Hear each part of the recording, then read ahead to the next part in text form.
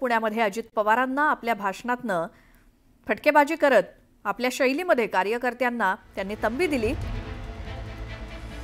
तुम्ही आता राष्ट्रवादी काँग्रेसचे पदाधिकारी आहात, तुमच्याकडे कधी कुठे काही चूक होऊ देऊ नका असा इशारा अजित पवारांनी दिलाय। काही दिवसांपूर्वी आमदार शंकर मांडेकरांच्या भावावर गोळीबार प्रकरणी गुन्हा दाखल झाला होता। दरम्यान या प्रकरणी शंकर मांडेकरांसोबत अजित पवारांनी कार्यकर्त्यांनाही सुनावलं। चौफुल्यावरती जाऊन तडफडू नका असा टोला अजित पवारांनी लगावला। वैष्णवी हगवणे मृत्यू प्रकरणावर सुद्धा अजित पवारांनी भाष्य केलं। काही जणांनी आपल्या सुनेला त्रास दिला, आम्ही लग्नात गेलो, हा आमचा दोष आहे का असा सवाल अजित पवारांनी विचारला।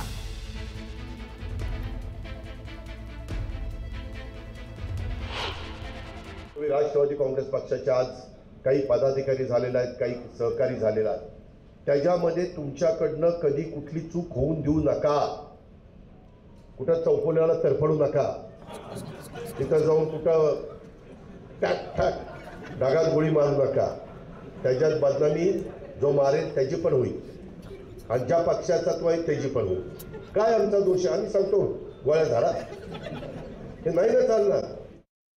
आणखी एक मोठी बातमी, मालेगाव बॉम्बस्फोटातील तत्कालीन एटीएसचे अधिकारी महबूब मुजावर यांनी अत्यंत मोठे खुलासे केलेत। आरएसएसचे सरसंघचालक मोहन भागवत यांना पकडण्यासाठी वरिष्ठांनी दबाव टाकला होता असा मोठा दावा त्यांनी केला। मालेगाव स्फोटाचे तत्कालीन प्रमुख तपास अधिकारी परमवीर सिंग यांनी मला आरएसएस प्रमुख मोहन भागवत यांना धरून आणण्याचे आदेश दिले होते। भगवा आतंकवाद हे सर्व खोटं असल्याचा दावा त्यांनी केला।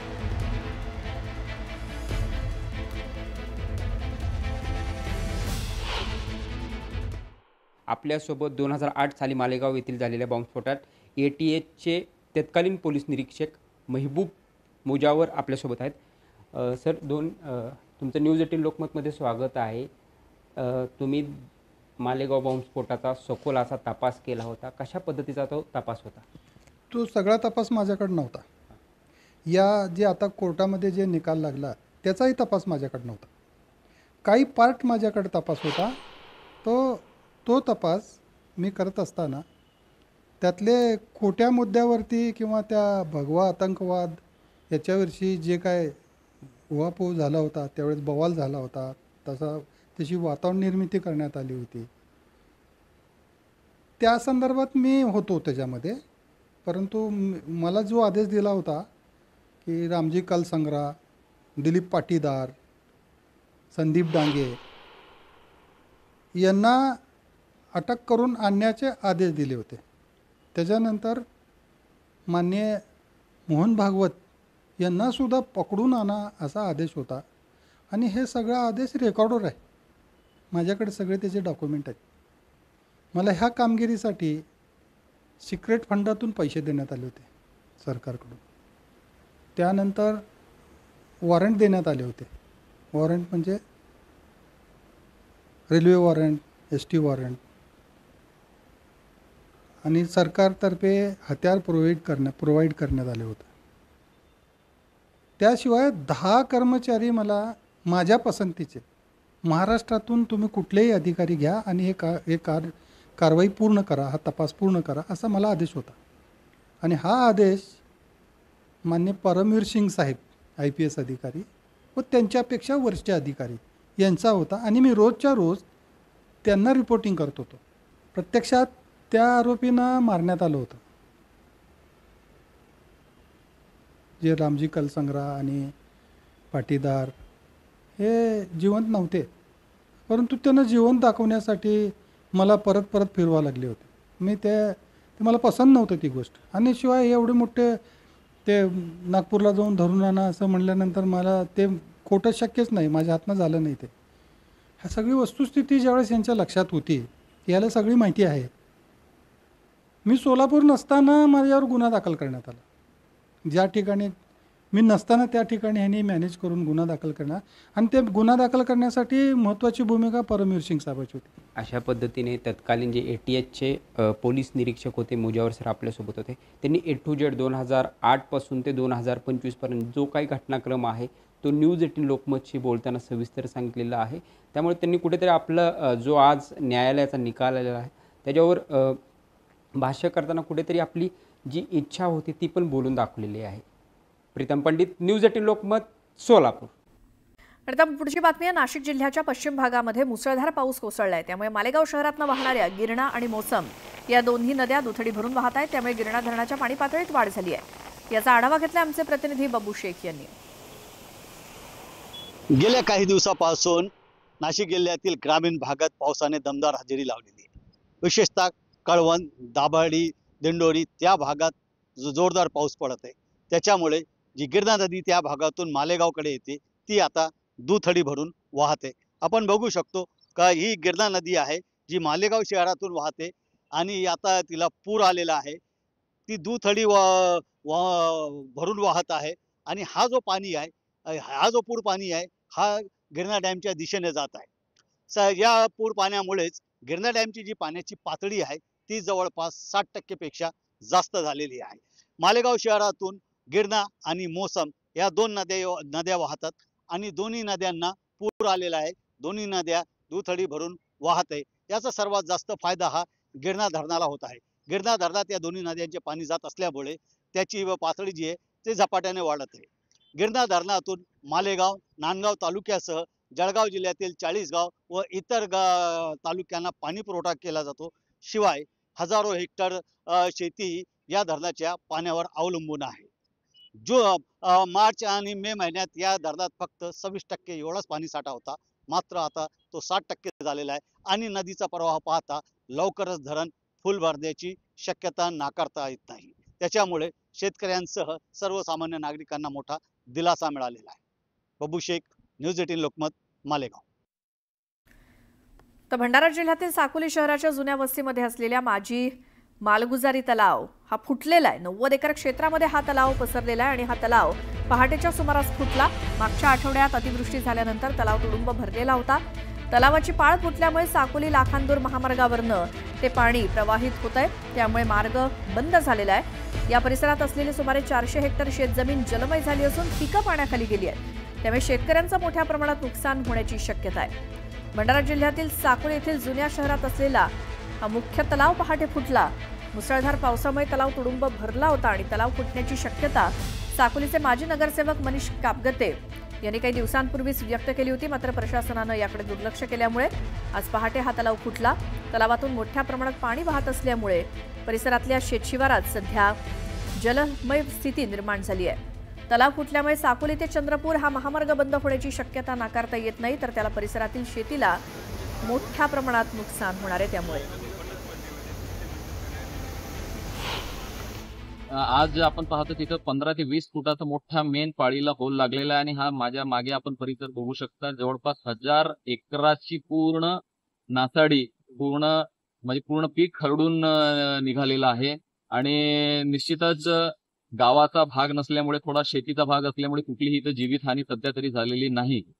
बस एवढंच सांगतो. आणि प्रशासन एवढंच म्हणेन की बाबा पाटबंधारे विभाग आहे, कलेक्टर साहेब आहेत, यांनी लक्ष घालून आमच्या तलावाचं पुनर्जीवन आणि पूर्ण तलावाचे जे पाट आहेत त्यांचं दुरुस्तीकरण आम्ही गेल्या 5 वर्षात अनेक वेळा निवेदनं दिली, पण प्रशासनाने याची दखल घेतली नाही. ही शोकांतिका आहे. अंदाजे 300 हेक्टरच्या जवळपास साकोली गावातील शेती पीक आहे त्याचं खरवडून पाणी जात असल्यामुळे नुकसान मोठ्या प्रमाणात होणार आहे. त्याच्यासाठी आमचे प्रशासनाच्या वतीनं टीम तयार आहे. पाण्याचा फ्लो जसा कमी होईल तसा आम्ही तात्काळ या पिकाचे पंचनामे करणार आहोत आणि नियमाप्रमाणे जे येणार आहे त्याचं नुकसान भरपाई आम्ही त्या शेतकऱ्यांना तो तात्काळ त्याची कारवाई करणार आहोत आणि पोलीस प्रशासन सुद्धा इथं सज्ज आहे. सुरुवातीला एक मोठी बातमी. कोल्हापूरमधील दख्खनचा राजा श्री क्षेत्र ज्योतिबा डोंगर परिसरात श्रावण षष्ठी यात्रा भरते. या यात्रेत लाखो भाविक दाखल होत असतात. याचा फायदा घेत काही व्यापाऱ्यांनी बनावट पेढे आणि बर्फी तसंच हलवा असे अन्नपदार्थ तयार करून विकण्याचा प्रयत्न केला. त्यांच्याकडनं अन्न आणि औषध प्रशासन विभागाच्या वतीनं 400 किलो बनावट बर्फी पेढे जप्त करण्यात आलेत. या व्यापाऱ्यांविरोधात मोठी कारवाई केली जाणार आहे. बनावट बर्फीमुळे भाविकांनी नाराजी व्यक्त केली. काल डोंगरावरील पायरी मार्गावरील मुख्य पेठेत रात्री 10 वाजता जिल्हाधिकारी अमोल येडगे यांनी अन्न आणि औषध प्रशासनाच्या अधिकाऱ्यांना या बाजारपेठेतील विक्री केले जाणारे पेढे, बर्फी, खवा आणि अन्य मेवा मिठाईचे नमुने तपासणीसाठी तातडीनं पाठवण्याच्या सूचना दिल्या. ज्योतिबा डोंगर पायथ्याशी असलेल्या ज्या काही जे काही स्टॉल्स असतात, दुकानं असतात जिथे पेढे बर्फी विकले जातात, या ठिकाणी बनावट बर्फी असल्याचं आढळल्यानंतर जिल्हाधिकाऱ्यांनी या सगळ्या तपासणीचे आदेश अन्न आणि औषध प्रशासनाला दिलेले आहेत. 400 किलो बनावट बर्फी, पेढे, खवा इत्यादी साहित्य जप्त करण्यात आलेलं आहे. खरं तर षष्ठीला मोठी यात्रा भरते आणि यामध्येच काही व्यापाऱ्यांनी याचा गैरफायदा घेत बनावट अन्नपदार्थ विकण्याचा प्रयत्न केला. या संदर्भात माहिती घेऊयात. आमचे प्रतिनिधी ज्ञानेश्वर साळोखे आपल्या सोबत आहेत. ज्ञानेश्वर, यात्रेला येणारे भाविक घरी जाताना देवदर्शनानंतर मोठ्या प्रमाणात हा प्रसाद विकत घेत असतात आपल्यासाठी, घरच्यांसाठी. मात्र यामध्ये जर इतकी भेसळ असेल, लोकांच्या आरोग्यावरती ते घातक असतील, परिणाम करणारे असतील, तर त्या संदर्भात काय कारवाई अपेक्षित आहे? भाविकांकडनं काय प्रतिक्रिया? श्वेता, ज्योतिबा यात्रा पार पडलेली या यात्रेच्या दरम्यान अगदी 100 रुपये किलोने पेढ्याचा प्रसाद आहे तो विकला जात होता. ग्रामपंचायत सदस्य यांना समजल्यानंतर त्यांनी या ठिकाणी जाऊन त्याची केला हा सगळा